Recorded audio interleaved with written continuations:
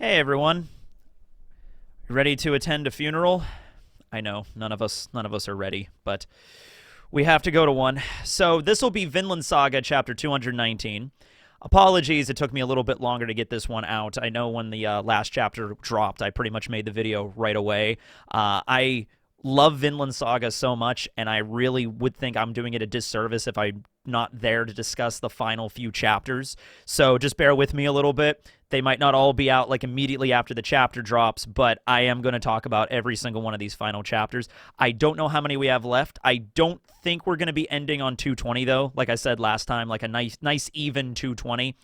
I mean, I guess it's not impossible, but I feel like we're probably going to get at least 2 or 3 more. Any more than 3 doesn't... I think it's probably going to be 2 or 3 chapters we have left, but we'll see. So this will be chapter 219, titled Again and Again. So I suppose we're done with the 1,000-year voyage chapters, which I think they made it to about 27 or 28. Not as long as the War in the Baltic chapters, but pretty respectful. And I also think the chapter title works very well for this. So... we start off with, I suppose, a flashback from Thorfinn's POV, but I also want to get your perspective on this as well. I kind of take 2 meanings from this opening page here. It's a page from Thorfinn's POV. I'm assuming before the battle with the Lanu really got started, the tensions were very high at this point, and it's Einar saying to Thorfinn that, hey, just remember, if in the coming days things don't go well and there's danger, and if you are forced to make that last resort that you fear, which is killing another person, just remember, I know how you feel. Never forget that, brother. So you could see this in the perspective of Thorfinn is thinking back on Einar telling him this before the battle with the Lanu. And so from, like, Thorfinn's perspective, like, he might have to kill somebody. And these are, like, not the final words Einar spoke to him, because they obviously shared words in the last chapter before he died. But these are the last words that really linger in his mind. And, of course, it was Einar that was ultimately the one that had to take a life. So you could look at it like that. But I can't help but look at this page and think to myself that this is something that probably did actually happen, but also Thorfinn is thinking about it from the perspective of, like, Einar's, like, spirit telling him this. Like, hey, if in the dangers ahead you have to take a life, remember I know how you feel, because he did have to take a life. So, like, in the days happening beyond this chapter, like the final part of the settlement and what's going to happen with the Lanu, if something does occur that Thorfinn has to take a life, Einar says to him, like, from beyond the grave, as it were, like, I've been there, and I have taken a life now, and I do know how you feel, brother. I don't know. I feel like maybe that's a little bit of a stretch, but I couldn't help but thinking about it. I really don't see much more beyond this other than them finishing up the burials, getting all of the bodies out of Vinland, evacuating the village, and then just returning to Greenland, returning to Leif's farm. I really don't see anything else, like really any other direction they could do.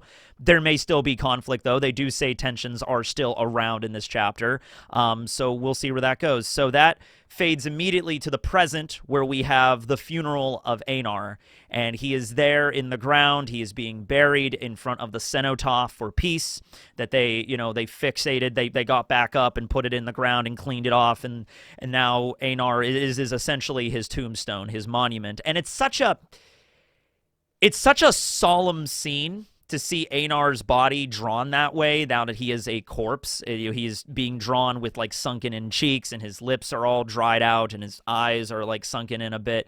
I can't really think of a good word to say it. It's almost like, yes, I'm sad that he's gone, but also he's being buried next to the bust of Arnheid, so it's the two of them are together. He's with the one that he loves from the perspective of Arnheid, but also Arnheid's village, the symbol of the village, that they worked so hard in order to get to this point, Thorfinn and Einar together across an ocean to build this place.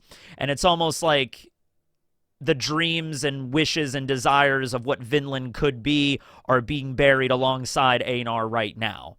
And it's like, I guess, revenant, solemn. I can't think of a good word for it, but something along those lines. And it even says in the caption off to the side here, peaceful in dreamland. and you just see Einar's body and then the bust of Arnheid there. It's a very, very powerful cover page. So Thorfinn is, of course, attending. Thorfinn pretty much spends the entire chapter just kneeling over the grave. Polmuck is there. Nessa Kawaji is there. Polmuck and Cordelia are the ones that are actually burying Einar. Thorfinn picks up some dirt, and he says, "Your options dwindled near the end. You couldn't help but fight. We understand. We all know that feeling. Rest in peace, brother. Rest in peace, Einar." And he throws some dirt down on the body, and then we cut to another page, full page spread, where the body is now completely buried. We see the grave, and we see the cenotaph with the runes for peace etched across them as Thorfinn just looks down, now alone, at the grave of his best friend. Now, I don't know if I was throwing out the idea, there's a lot of ideas that at the end of this story, we're going to get some sort of epilogue into the future to see modern, humans coming to this settlement, just like in the settlement, like Lanso Meadows in Newfoundland, and doing archaeological research and things. I can't help but think if that actually is going to be the situation here, if 1,000 years from this moment, archaeologists in our day dig up this grave site by this cenotaph, if it's still standing there, how absolutely confused they would be to find clearly a Norse man being buried with a Greek statue, a Greek bust of a woman. I would just say it would be so confusing. They would not understand the context of this at all. It would be very interesting, but I'm not sure if that's the direction we're going to go. If it's we found his grave, they dug it up, and it's oh, what's the story with this? What's going on here? But at the end of the day, Einar was buried with the woman that he loved, both in the symbol of Arnheid and also the symbol of the village, So there we have it. So we cut over to the evacuation island. So they mentioned there were plenty of uninhabited islands that were around the Gulf of St. Lawrence, which is where Prince Edward Island is, which is where Vinland and the Lanoo were living. So there's a bunch of other islands. There's a settlement that's about 100 kilometers northeast of Prince Edward Island. So that's where they kind of went, and that's where all the women and children from the village were taken to be protected. Vargar was the one that was shipping them all out and making sure they had gone there. They've even built a Norse-style longhouse there. So they've been there for a little while there, and so all the women and children are okay. Gudrid is there. The baby is there. The baby is okay. I was gonna bring up why they couldn't simply relocate. I understand they needed certain aspects to make the village viable. I'm assuming these islands do not have that. It would be simpler to find an uninhabited island rather than a place that was already populated by the natives.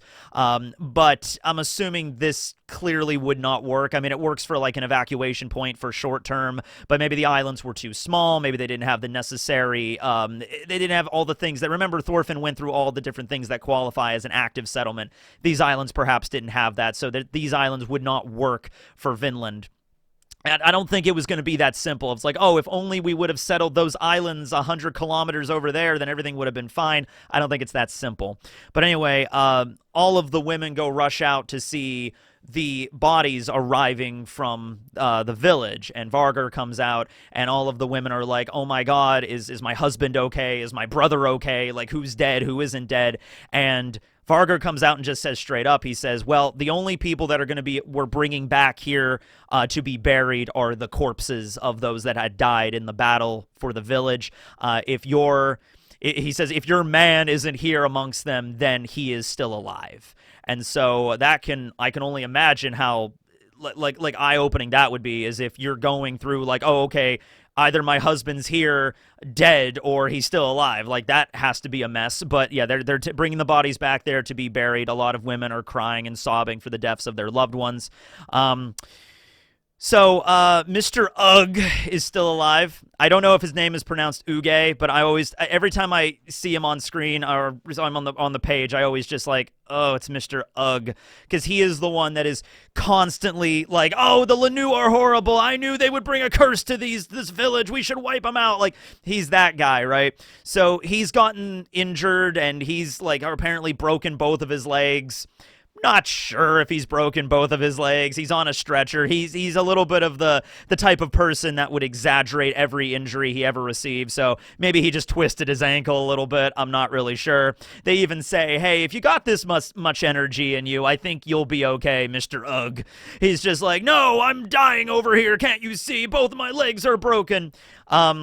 There is one woman who actually looks a lot like Canute from, the prologue of the story. In fact, for a moment there, I think she's just an unnamed woman that was part of Arnhide's village, but the way she's drawn looks a lot like, whoa, Canute grew his hair out and he's back again. But no, she's just a woman from the settlement that just says, we lost the battle. And Mr. Ugg is like, no, we won. We would have won, I tell you, if only Thorfinn wouldn't have been the one in charge. We would have won last push, and we would have wiped out the Lanu. We would have taken over the island. We would have won. And then Thorfinn, all of a sudden, with his own, self-interest and his pompousness, decided that we would evacuate. He just took advantage of the fact that I was injured. And oh my God, if I was there, I would slap this son of a bitch right up across the freaking face. Carly gives him an earful in a moment here. And that was nice to see him being, basically admonished by a child, but he deserves it. So he's going on and on about how, oh no, that we would have won. Thorfinn, I'm throwing all the blame on Thorfinn. Every single aspect of this is his fault. Yeah, they wouldn't.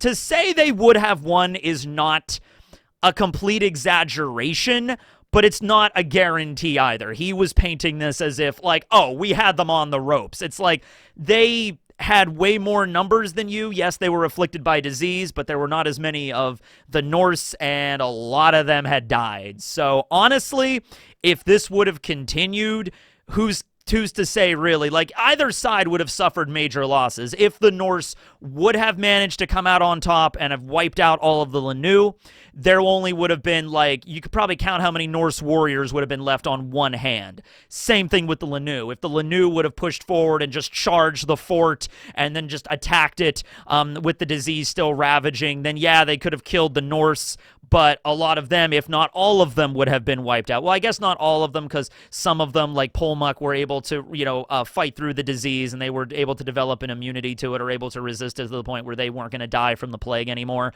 But yeah, in either case, it didn't look great for the Norse. Let's just say that. But of course, the way he's going to spin this message is going to be, oh no, Thorfinn is an idiot. He failed us all. He looks over at Gudrid and says, hey, Gudrid, that was your husband. How are you going to compensate us for that? We came over here to start a settlement, and all of us died. We lost loved ones. We lost, like all these women lost their husbands. How are you and Thorfinn going to compensate us for that? Everything that happened is Thorfinn's responsibility, right? Carly speaks up. And it's also that level of just like, Carly is a child, so there's like no filter on him. So he's like, no, screw you. It is not Dad's fault that people die. Daddy hates fighting. And Mr. Ugg is like, oh, this is not an argument for children. Go and play somewhere. He's like, no, screw you. Daddy isn't wrong. He was nice, and he didn't want to fight the Lanu, so why couldn't we all work together? And Mr. Ugg is like, why do we have to be kind to Lanu to begin with? We were here to establish a settlement. We were here to build a village. Who gives a shit about the natives? We were supposed to go in there and build a village, and that's why we this. That's why we, sailed all the way across an ocean out in the middle of nowhere to find this place. And Thorfinn failed. The settlement failed. That's on him. And so Carly just stays obstinate with this, like, no, Daddy isn't wrong. Settlement didn't work out. He isn't wrong. And then Mr. Ugg responds with, hey, it didn't work out, so it means his ideals were wrong.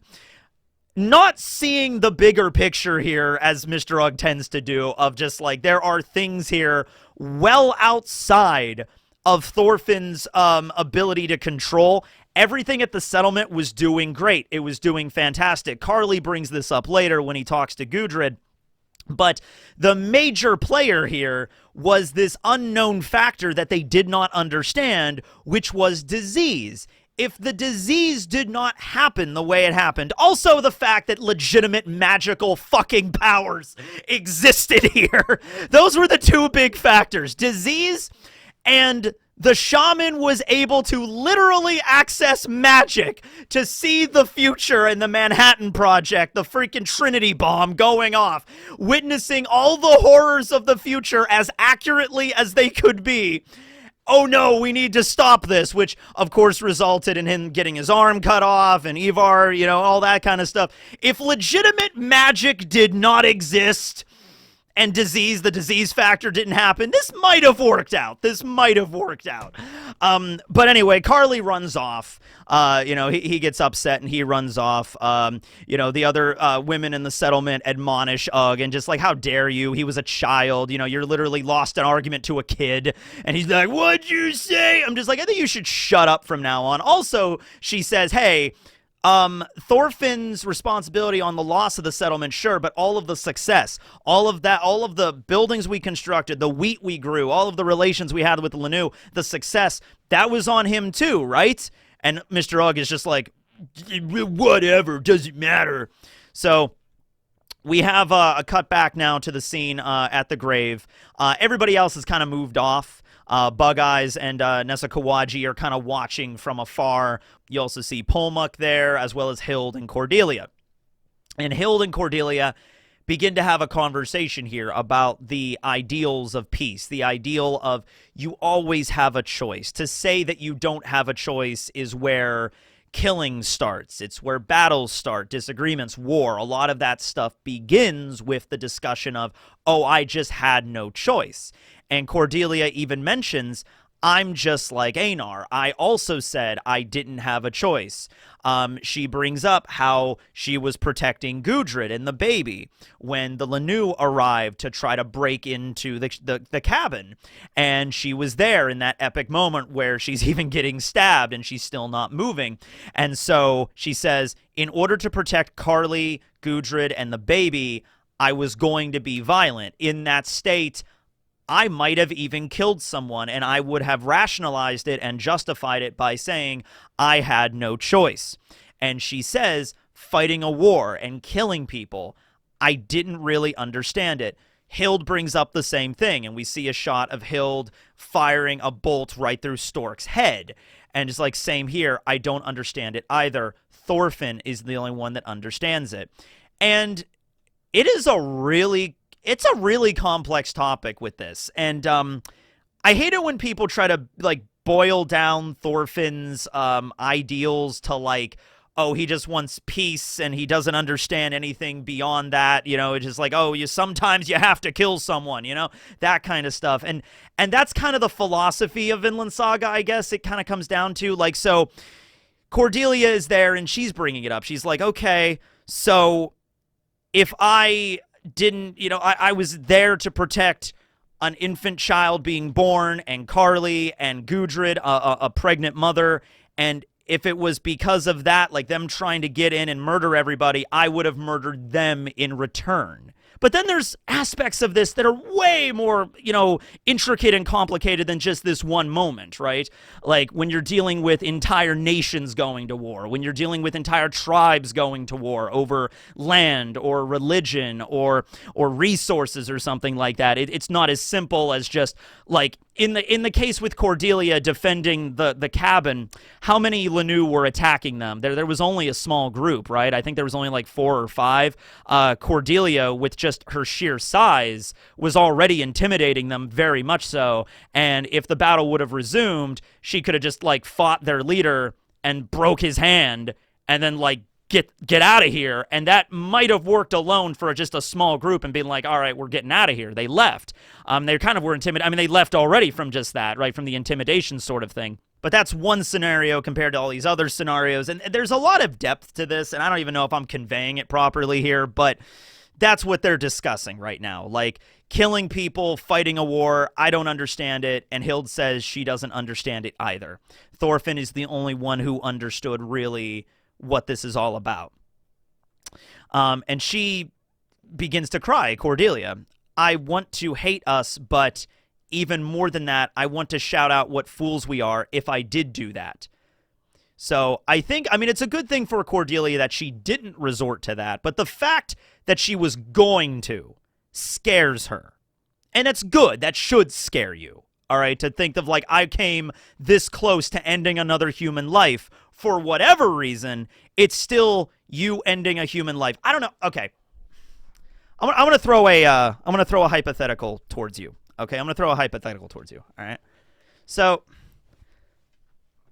let's say you're in your house in the middle of the night, right?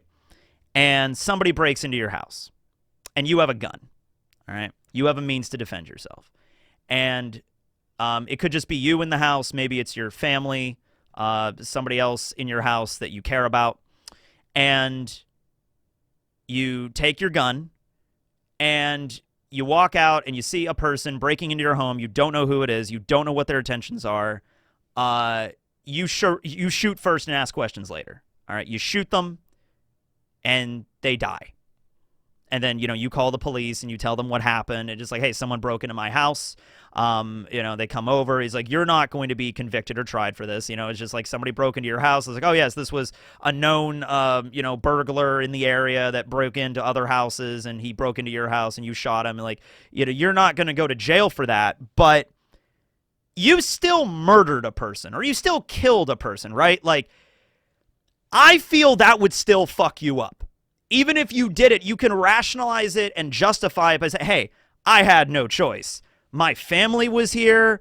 I don't know what this guy was planning on doing, if he was trying to rob the place or kidnap us or murder us. I did what I had to do to defend my family. Sure. But I still feel you taking a human life, that would weigh on you. You would need to go to, I think, therapy after that. And I feel like if that doesn't affect you in some way, if it's just another Tuesday for you of just like, hey, someone broke into my house, I shot him. That's what I have to do. No problem there. And you don't feel any weight on that? Like, I don't know, man. I don't know. I hope none of you are ever in a situation like that. I hope I'm never in a situation like that. But I don't want to kill a human being under any circumstances, because that's a hefty thing there. And the fact that Cordelia is saying here of like, I was going to do that. I didn't do it, but I was going to. That's scary as shit. Yeah. Anyway, there's that. So we then cut over to a scene where, as a nice parallel here, where Cordelia is beginning to weep and, fall to her knees. Thorfinn is on his knees in front of the grave. Then we then cut to Carly, who's out in the woods with Carly's mama, with the dog, and he's hanging out there, and he's also, like, just sitting there thinking next to a little river, little stream.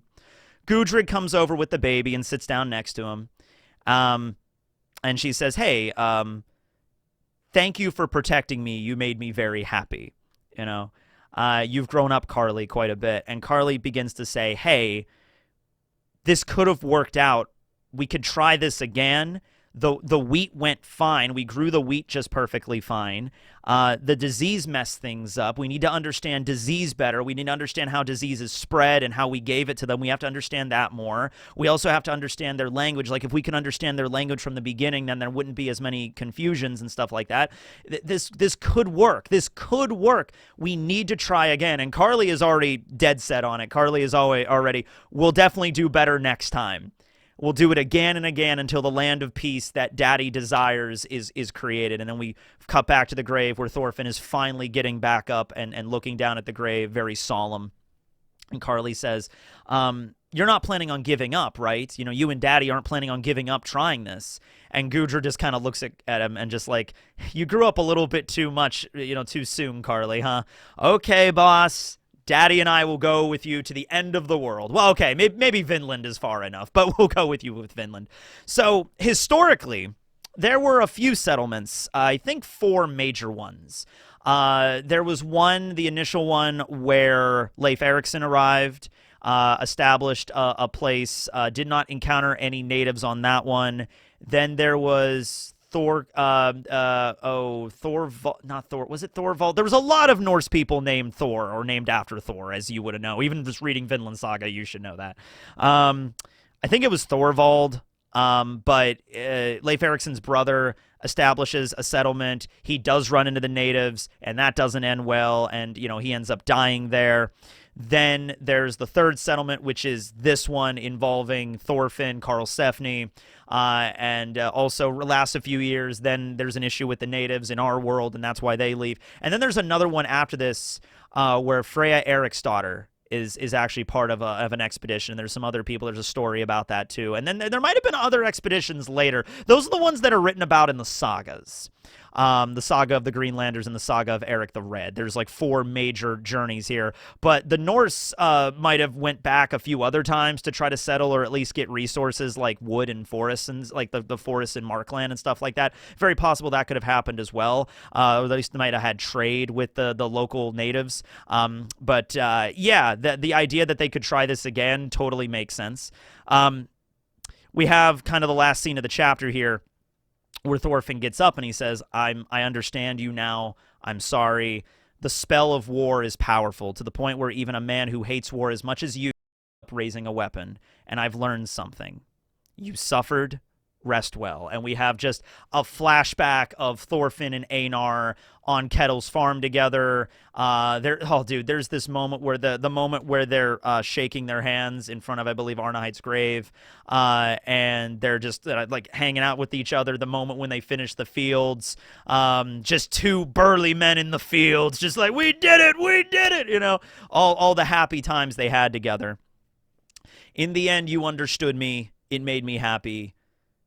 See you, Einar. And then the last scene of the chapter is Thorfinn walking down the hill towards Cordelia, Hild, Polmuck, Nessaquaji, and Bug Eyes. And we see the perspective from the other side of the cenotaph as the sky is opening up, the clouds are beginning to part, the light is beginning to shine down on the grave, and that's the end of the chapter. Humanity begins the 1,000-year voyage. Chapter 219, end. So reading it like that really makes me wonder if the next chapter isn't going to be the last one. But I feel like that would be announced in the magazine, actually stated in the magazine, like, next chapter is the last one. So I feel like we got at least 2 more. And we still got to see, I think we got to get something to conclude, like, Canute as well, to see what he's up to and him concluding. We have to have at least one scene with him, right? Like something. And then Thorkill as well, see what he's up to. And then we have to have some of that stuff before we get, like, a proper finale, right? Okay, so, and in fact, that might actually just be the next chapter. Like, I can honestly see that. Like, the next chapter is just, we don't even focus on the settlement right now. We kind of go back to Europe a little bit. We go back to see what's up with Canute and Thorkill. We get one last scene, what's up with them, and establishing, like, Canute establishing the Great Northern Empire and where that's at. And then the final chapter is going back here to see what's going on, okay? So, really solid chapter. If the last chapter, 218, was, like, the big action movie climax of, like, oh, no, Einar died. This is the moment we needed where everybody is, like, the fighting has concluded. They even say, like, oh, can we return to the settlement? And they're like, Vargar was like, tensions are still high. We can't really return to the settlement quite yet. But yeah, this is going to be the moment where Thorfinn is going to have like a goodbye to Polmuck and Nessaquaji. That's going to be something there. I'm not really sure where they're going with the Bug Eyes Nessaquaji thing there, if he's going to stay or something, he's going to leave or go back with them. I'm not 100% sure on that.